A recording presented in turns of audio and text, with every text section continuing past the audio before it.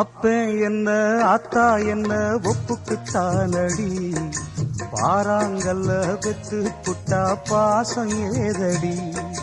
பெத்த புள்ள தந்த பணம் உப்புக்கு ஆகுமா,